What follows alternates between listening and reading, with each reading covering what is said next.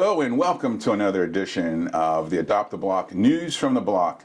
My name is Mark Thompson, the director of the Adopt the Block Outreach Center. And today for News from the Block, I have a very special guest. Now, I have to say this is kind of personal. Have you ever got out of bed and felt kind of, you can't move? Now I understand why all those commercials for those slip-on shoes that you don't have to tie are on, because my body is stiff. So today for News for the Block, I have a special guest that's going to help us get through all these aches and pains. Welcome to the Pack 14 studios. We have Tanya Dickson from the Dickson Therapy. Welcome to Pack 14. Thank you, Mark. So let's start off. Like I said, I am so stiff. And we want to know about what you do and for your professional life, but why am I so stiff? Well, unfortunately, the body ages. We like to blame it on aging, but we put a lot of load on the body every day. So when we're trying to do the daily activities, move, clean, cook, go to work, a lot of times that has a little bit of a consequence. So you may wake up in the morning with a little bit of stiffness, but there's a lot of things that contribute into that that can cause some stiffness to occur. And that's one thing that I would do is I would try to evaluate and look at what's the reason for your specific stiffness, because your stiffness might not be the same as mine, might not be the same as, the lady down the road. And there's a lot of factors that have to be considered. So if you want to know a little bit more about why you're stiff, you should come and see me. Wow. And that's what we're here for today, News from the Block, Tanya Dickson.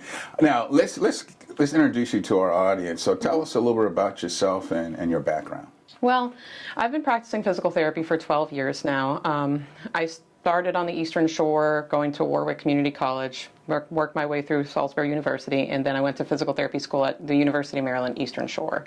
I decided to become a physical therapist because I wanted to help people. And, when I was younger, I was always interested in things like psychology and counseling, but I love being physically active. I love being able to move. So I thought, what is a way that I can help people be physically healthy? So that kind of led me down the road into being, a physical therapist, as well as when I was younger, I was diagnosed with a connective tissue disorder. It's called Ehlers-Danlos, and I had to have physical therapy when I was about 19 years old. I was in the military at the time, and I was having some issues with joint pains and muscle pains, and I knew nothing about the profession. So I went to physical therapy in Salisbury, and I decided that that's the route I wanted to go. It helped me be successful and achieve my physical health goals. Mm-hmm. And that's how I decided in that moment, like, this is what I need to do, and this is what I meant to do. Okay. So a person doesn't just walk up and say, I'm going to be a physical therapist. There's actually education that you have to go through. Let's just stop for a minute. What would you tell our young people who are going to college or looking for a career? What would they have to take in school? Well, you'd have to get your bachelor's degree first. You can get your bachelor's degree in pretty much anything and then decide to go to physical therapy school for graduate school. But the ideal route to go for a bachelor's is doing something in biology, athletic training, exercise science, something that has to do with health and wellness. But by all means, you don't have to go that route. You start with getting a bachelor's degree, and then you apply to a physical therapy school. And the graduate school takes at least usually 3 more years, so you're looking at a total of about 7 years of education, depending upon what program you go to. If you were to do UMES locally, then that's how that would look. It'd be a 7-year degree. And then I've always really invested myself into continuing education, constantly trying to learn and expand on my knowledge. So even though I've been a licensed and practicing physical therapist for 12 years, I've taken continuing education courses for the entirety of that career. So it's not just something that you just get up and say, I'm going to start tugging on people and You really have to go through training. Yes. Well, let me ask you something, because I see this term physical therapy and occupational therapy. Is there a difference or? Oh, there is.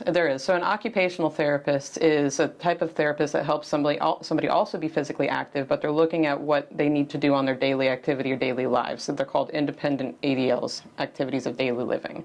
And they will look at things like dressing, bathing, job-related tasks, fine motor movement with their hands. A lot of times you'll find occupational therapists working predominantly with their hands, hand pathology or hand limitations, but there are also physical therapists that are certified hand therapists as well. So there is a little bit of an overlap between the two professions, but as a physical therapist, we're looking at individuals as a whole person, not just somebody who has arthritis of their knee or a spinal injury. It's a human being, and when it comes to being a human being, you have to consider a lot of variables. Things like what kind of nutrition do they have, what kind of past medical history or medications, what are their personal goals, what are their other pathologies they're dealing with, like high blood pressure, high cholesterol, diabetes, things like that, and how are our interventions going to impact them to achieve their physical goals and physical health, knowing the whole picture of the person. Okay. So, if I come into your office, and we'll talk about that a little bit later, but when you come into your office, what would I expect when I first come in the first time?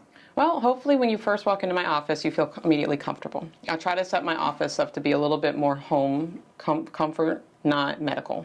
In my office, I'm going to spend a good hour with you. You should expect to be very one-on-one with me personally. You're not going to see a lot of commotion and hubbub in the background. It's private and it's intimate. That way we can set a comfortable environment that you feel comfortable to communicate your physical health and history in its entirety. You should expect to be asked questions, detailed questions about why you're in my office. Is it because of pain? Is it because of some goal that you want to reach? A functional limitation? Do you want to go run a marathon? Do you want to get back to the gym? Or are you having difficulty going up and down stairs in the morning?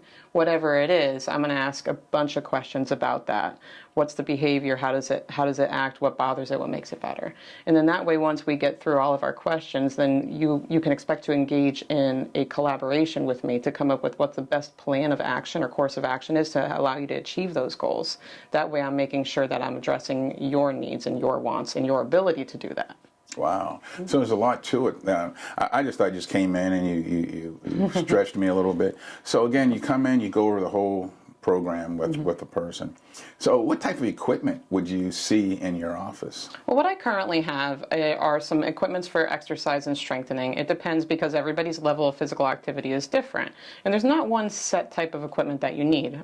A table, predominantly, and then really my hands and myself are all I need for the most part because I'm a very heavy manual therapist. I like to do a lot of hands-on work, and it's the type of treatment that I provide is kind of like a primary care physical therapist. So I am looking a lot at your health history and your physical well-being. However, sometimes we need to do a little bit more physical activity to achieve the goals that we're trying to accomplish, like reducing pain or improving function. So I have some weights. I have a functional trainer, a weight rack. I do have a treadmill that does have a very high incline and a decline on it because I want to be able to adapt to all different environments and terrains based on what the person needs to accomplish. I have a bike, and then I have some, manual therapy tools that I'll use for various reasons. Okay.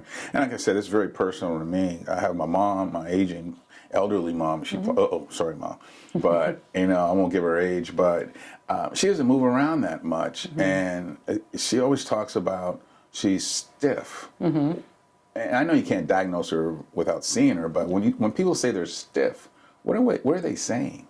Just saying that they're having a barrier to moving or to doing something that they want to do. The stiffness can be caused by so many reasons. When you hear about an aging population and you hear about stiffness, a lot of times many of us go to arthritis. We think about arthritis forming in our mind because that's something that happens with load and time and aging. And arthritis is a condition that affects a lot of people, and it can start affecting people as early as 20. I've actually had arthritis, diagnosed in my spine at 20. That's a normal thing to happen. It doesn't mean that it's pathological, and it doesn't mean that it interferes with someone's functional mobility.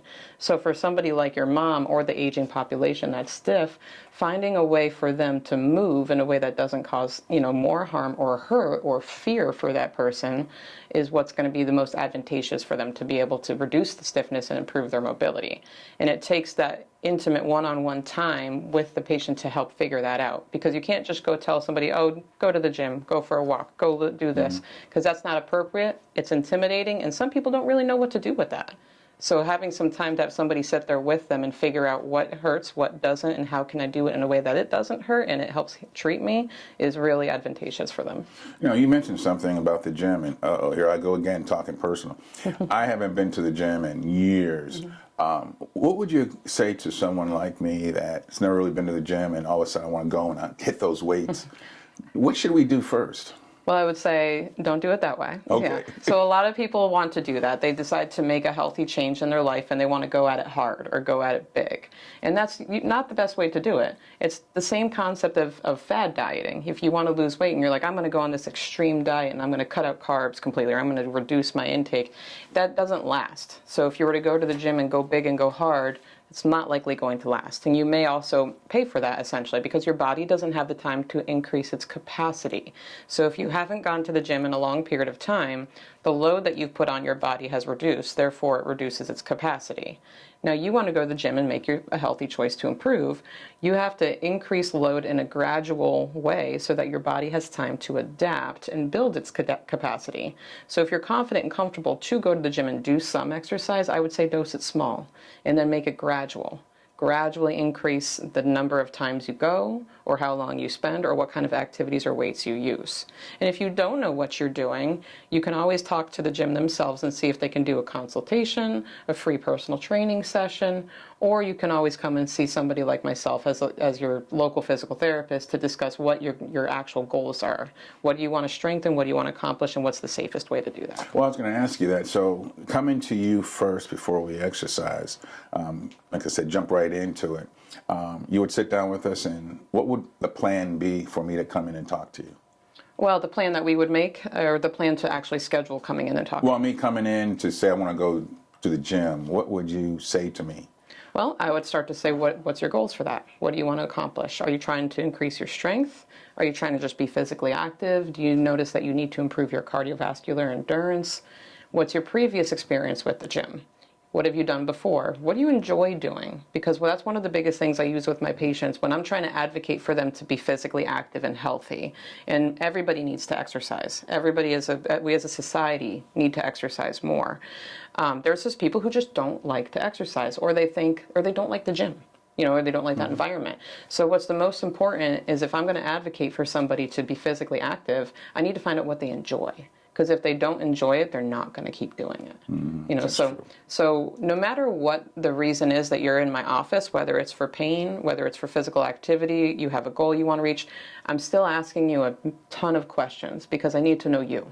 I need to know what's going to be the best thing for you, what you want to do, what your goals are, and then what you're bringing to the table as your baseline with your body, your mind, your health, and your nutrition. What do you see as the most common issues when people come see you that people are having? Spine pain, back pain. Back pain is one of the biggest epidemics of the country, and that's probably one of the biggest referrals or reason for people to seek for physical therapy. Why do you think that is? Well, pain is a complex bag, and it's not cut and dry. Everybody's pain experience is different. For example, you'll find people comparing knee replacements. Well, my knee replacement went like this, or my knee replacement went like that. No two knee replacement experiences are the same, and no two back pain situations are the same. So one reason that I think back pain is a big epidemic in this country is due to the overall physical inactivity. As a country and as a society, we sit a lot. We don't have a lot of time. We work a lot, and then we don't give a lot of time for us to, invest in ourselves. So, trying to promote healthy lifestyle habits is usually one of the points that I discuss day one. And I ask every patient, 4 specific questions, regardless of the reason that they're there, regardless of their pain or how severe it is. 4 questions are asked every time. And that is, what is your relationship with sleep? What is your relationship with exercise? Do you feel that your diet is healthy? And what is your relationship with stress? Because if I'm going to address the person's pain, functional impairment, or goals, I need to know what's going on with those 4 things in their life. And usually when I have patients who suffer from back pain, at least one, if not sometimes all 4, have an area that it could improve. Wow, I never thought about that. So even with sleep, do you talk about how people should number of pillows they should sleep on? And sleep is one of my favorite topics, but I don't recommend pillows. I don't recommend mattresses because there is no cut and dry answer for that. But what I will talk about is what does their sleep behavior look like? Where do they feel there is an impairment? What do we need to do to make it better? And how important is that to them? Sleep is usually very important to everybody, but sleep is a very, very mixed bag when it comes to reasons for why people don't sleep. And then sometimes it's mental, sometimes it's comfort, sometimes it's pain, and sometimes it's stress. And there's other, and then it gets into some medical diagnosis too. There's some other reasons.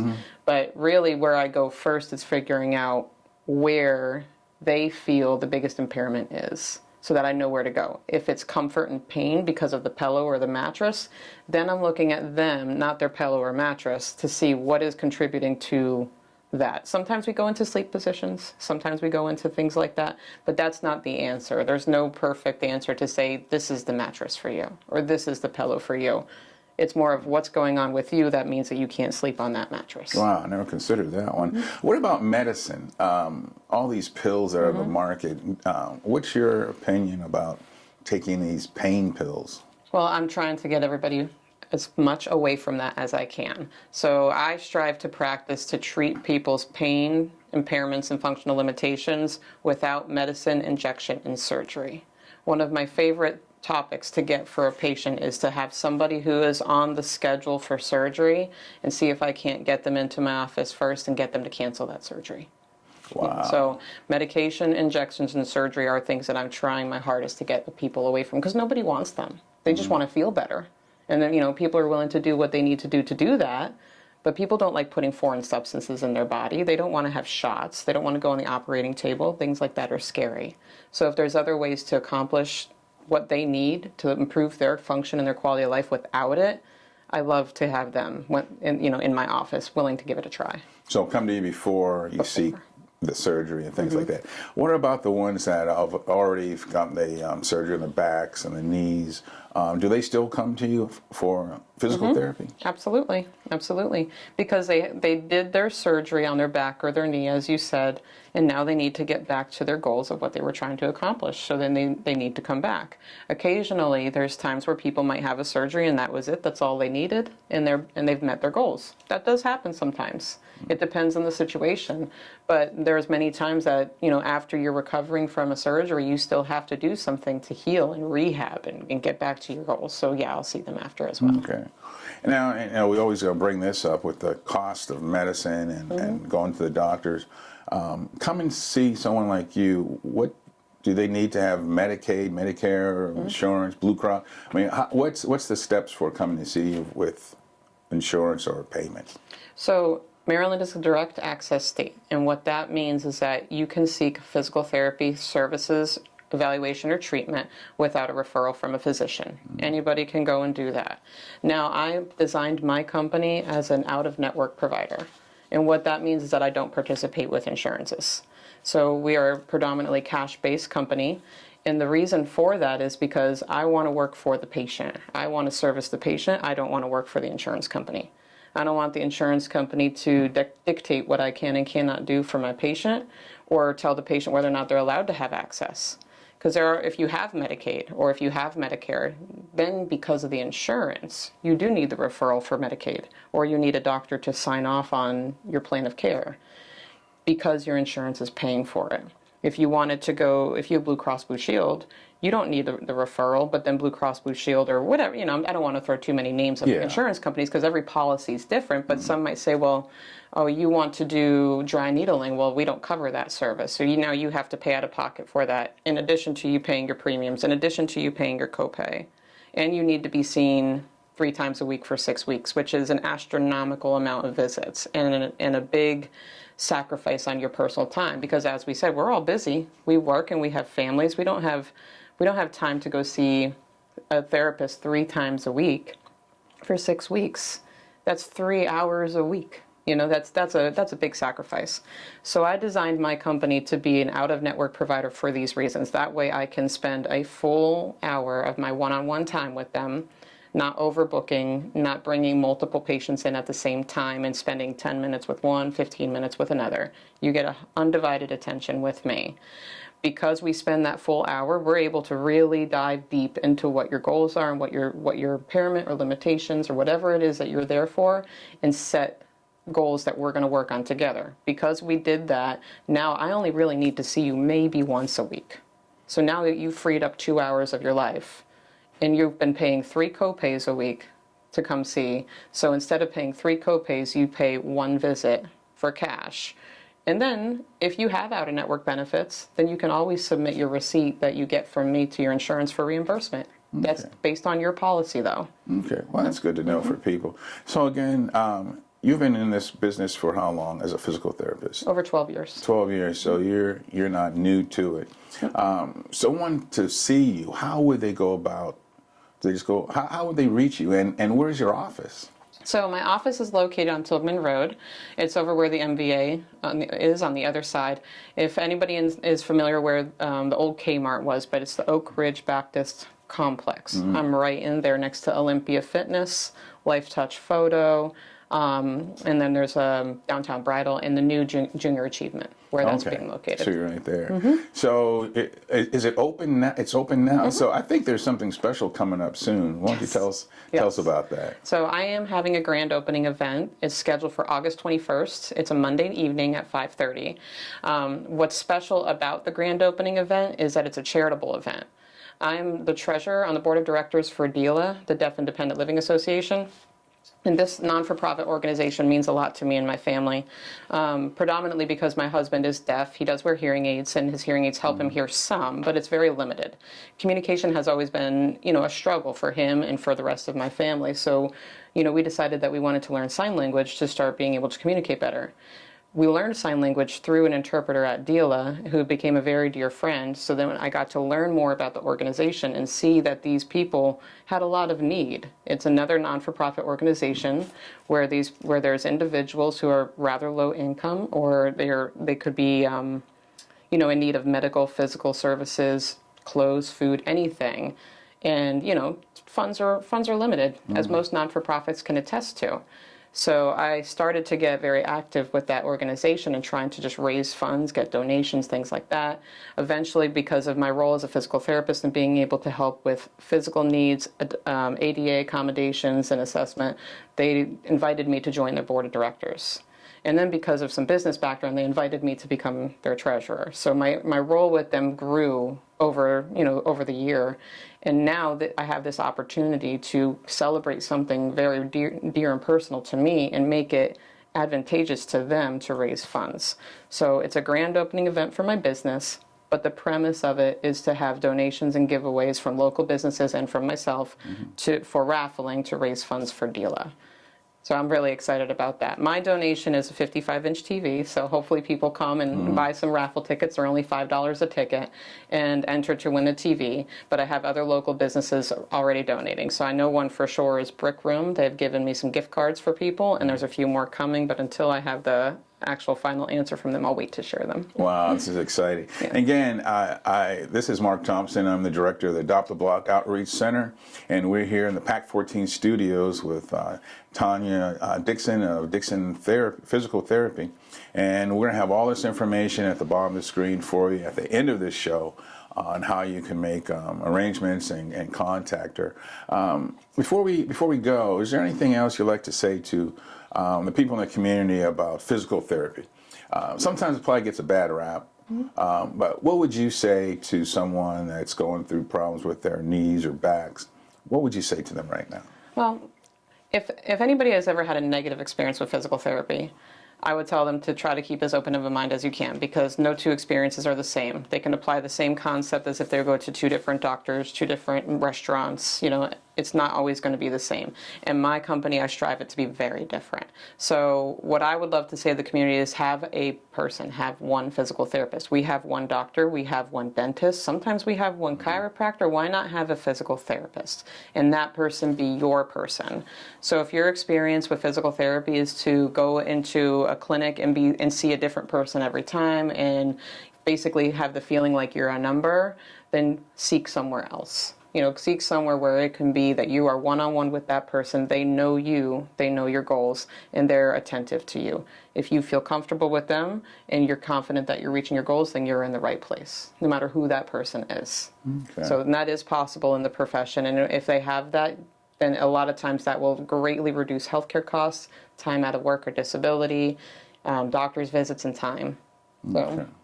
Now, I guess you're located next to the weight place? Olympia Fitness. Olympia Fitness. Yes. I get hives thinking about exercise. If someone, again, goes to the gym and wants to come out to see you, is that an issue?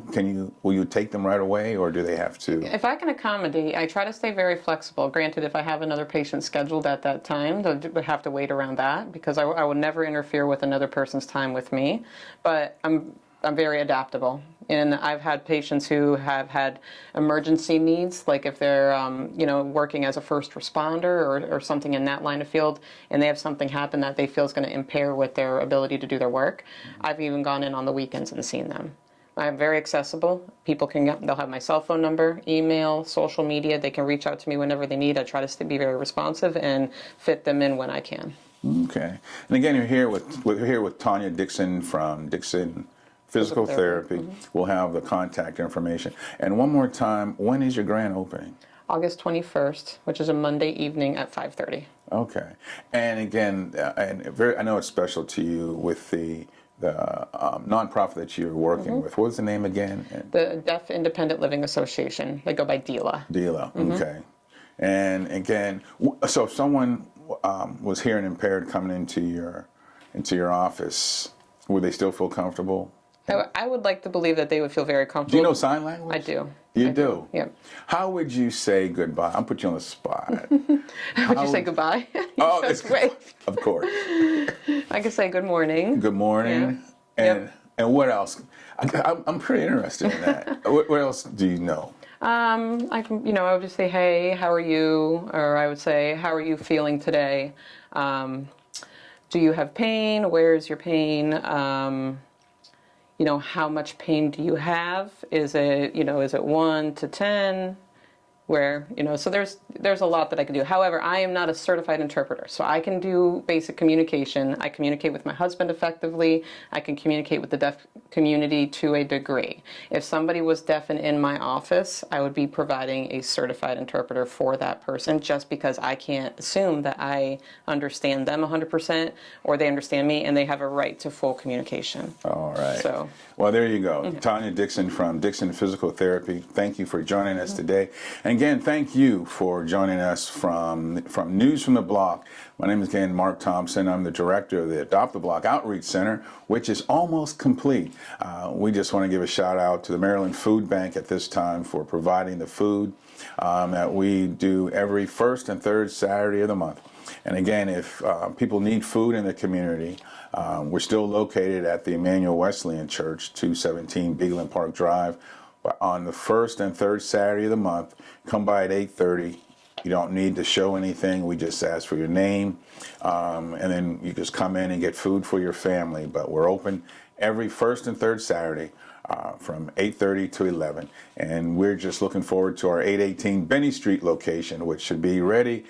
Drive past there and take a look. It should be ready by September. But once again, this is News from the Block. Mark Thompson saying we love you, and we'll see you next time.